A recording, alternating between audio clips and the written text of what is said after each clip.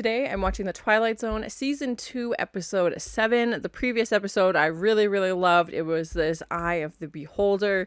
Janet, our main character, was wrapped in these bandages, undergoing these procedures at this hospital, and it kind of flipped the, narrative on what beauty standards are, and very strong themes of conformity and, ugly is the norm. Beauty is kind of what is the, standard beauty has become, the abnormal. So yeah, a really interesting episode. So well done. I really, really enjoyed it.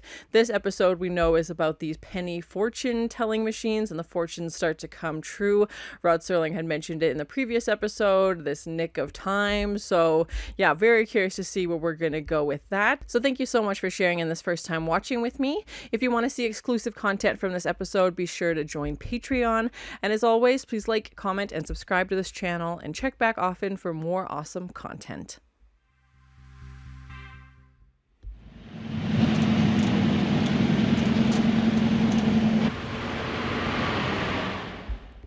Would they let you sit in the car while it's being towed? That's interesting. Okay.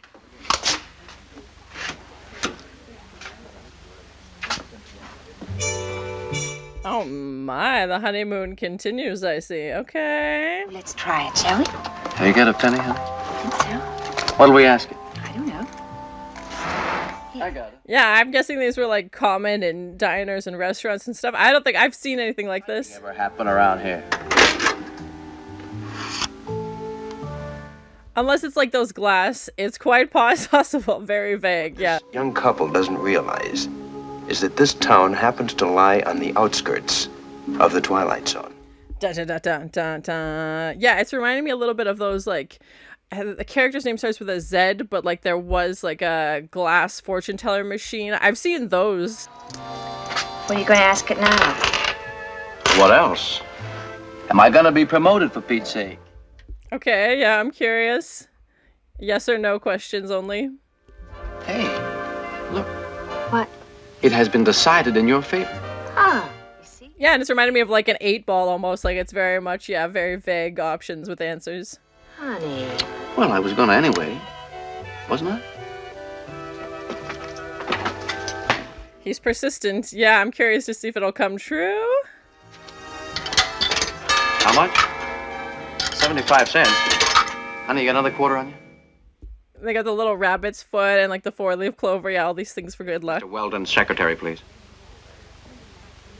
Keep your fingers crossed. I'm doing it up here. I did. I made it. Thank you, Pauline. Yeah, we heard Rod Serling say that these things would start coming true, so yeah. We'll send you a postcard from New York as soon as we arrive. They better start asking some big questions. This reminded me a little bit of like the Wish episode we had with Arthur as well. And so did he. Yeah, well, I told you first. I think we ought to celebrate. Here's a dime for the jukebox. The prices of these things sometimes is just like, it's so hard to process because I could never imagine it being this cheap. Thank you. You ain't gonna like this as much as you would that chicken fried steak. It's really pushing the upsell. Yeah.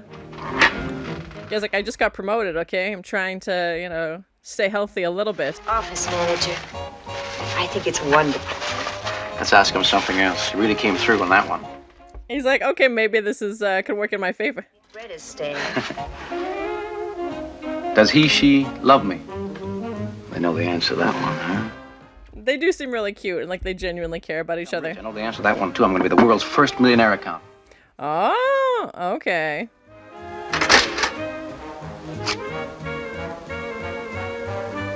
You may never know. What does that mean? Are they going to be stuck in the Twilight Zone forever? Dun dun dun dun. Mm-hmm. Well, it'll cost you another penny. Ha-ha! You gotta keep playing. If you move soon. That's so creepy. She's actually starting to look scared now. Yeah. I don't know if she believes it, but yeah, it's getting very creepy. I can see I'm gonna have to be the frugal one in our family. Yeah, he's like putting more pennies back and forth. Question per penny, please.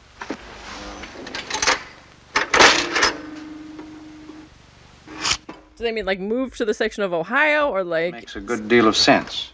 Well, there's your answer. That one wasn't as vague. How long... No, should we stay here until 2:30. Oh my god, he's gonna run out of pennies. This one eye glistening. Should we stay in here until 3 o'clock? Oh my gosh, he's just going up in half-an-hour increments. This is gonna be a long game. There's no question about it. Well, there you go. Got your answer, I guess. It's so creepy, these close-ups. Oh my god. Every answer seems to fit. They do seem to line up, yeah. Joking, aren't you? But how much stock is he gonna put into these questions? Do you dare risk finding out? Is something gonna happen to the town and like they'll be okay if they stay in this diner? Yeah, I'm curious. What's gonna happen specifically? I feel like he's gonna make that sandwich take an hour. Yeah, don't forget to get dessert. Make it stay till 3 o'clock.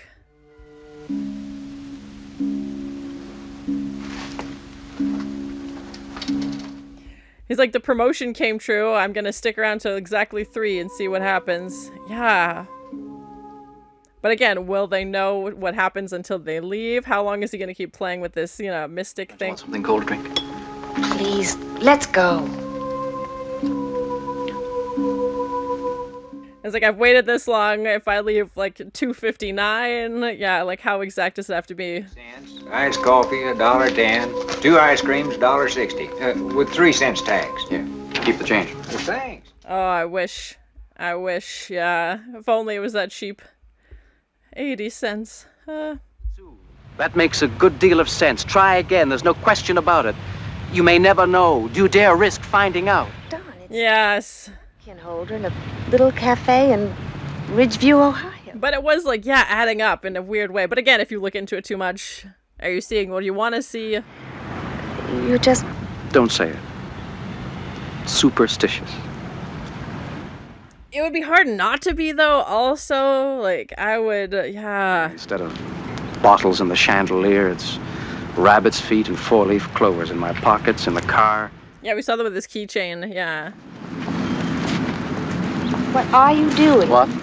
Will you keep looking around as if... Do I? Yeah, you'd be curious to see what you were supposed to miss, like something was gonna happen. Oh, Don, please. Oh, stop treating me like a retarded child or something. I didn't make those answers up. Oh no, this car. Oh no, oh no.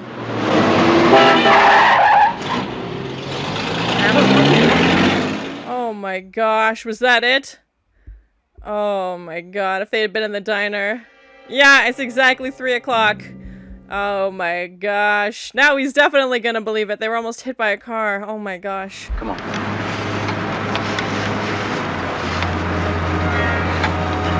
Well, where are we going now? He's going back to that diner. Yeah, this fully confirmed. It was a coincidence. Well, what are you worrying about us going back then? I'm not. So stop worrying. Yeah, it's definitely giving that like casino episode vibe where he's like addicted to learning more. Maybe.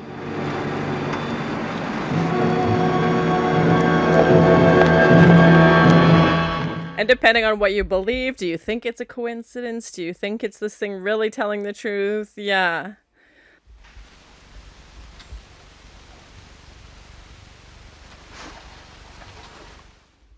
Oh, someone's sitting at the booth. Oh, what is he gonna do?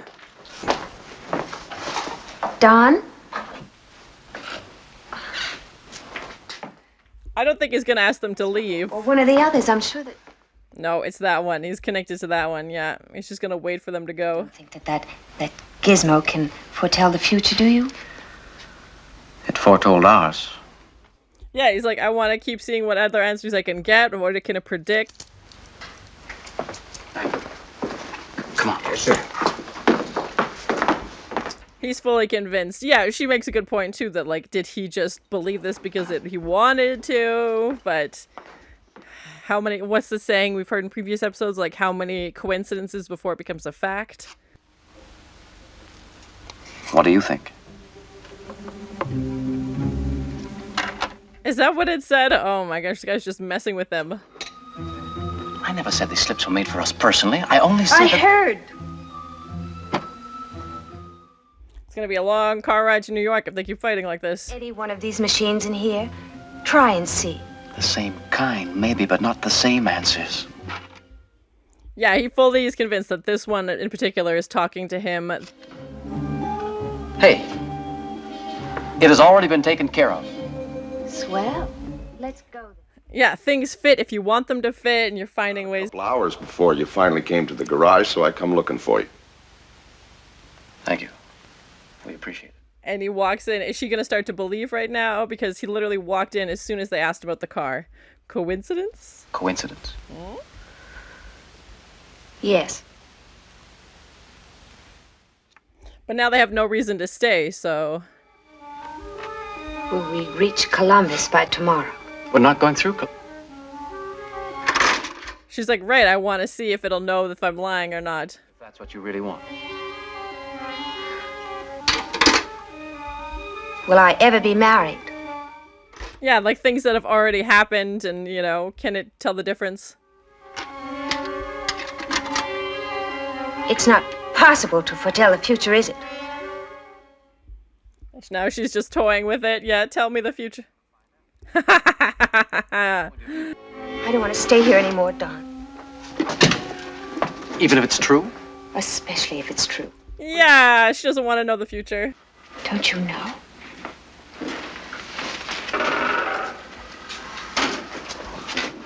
Yeah, the risk of knowing the future, what does that bring? Oh. You're taking all, like, the fun and adventure out of life. Like, if you just know everything that's gonna happen. Oh, we're gonna live in the West. But, like, the human curiosity to also know everything and just want to know what's gonna happen. Let's go. No, Are you just going to stay here? I don't know. He's never gonna get the answers he wants, so it's just gonna drive himself crazy. If you love me, just listen to me. No, you listen to me. This machine is predicting our future. You make your own future. Like, you're letting the machine decide. Like, make your own plans.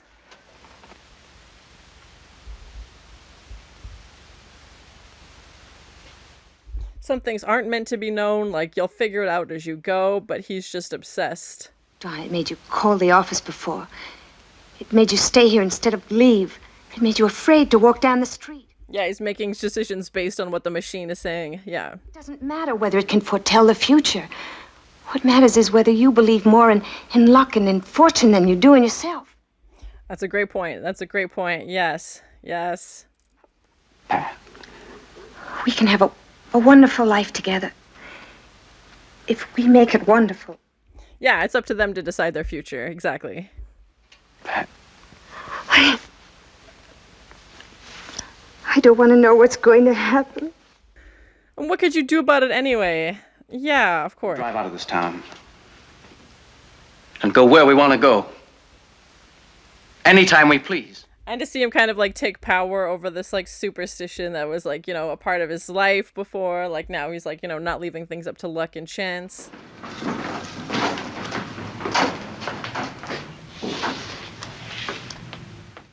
Oh, I'm guessing these guys had a similar experience and now they're back. Can we ask some more questions now? Yeah, what did they ask before? Do you think we might leave Ridgeview today? Oh, they're trapped. Oh, they can't leave. Oh, no.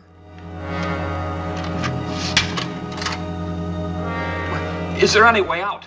Oh my gosh, that's so sad. Facing the future with a kind of helpless dread. Yeah, they're too afraid to leave. With confidence. Yeah, I like that for them. One of the darker places of the Twilight Zone. They didn't get trapped by the machine, whereas the other couple were so like, well, the machine says we can't leave, so we can't leave, you know? So it was my first time watching The Twilight Zone, Season 2, Episode 7, this fortune-telling machine.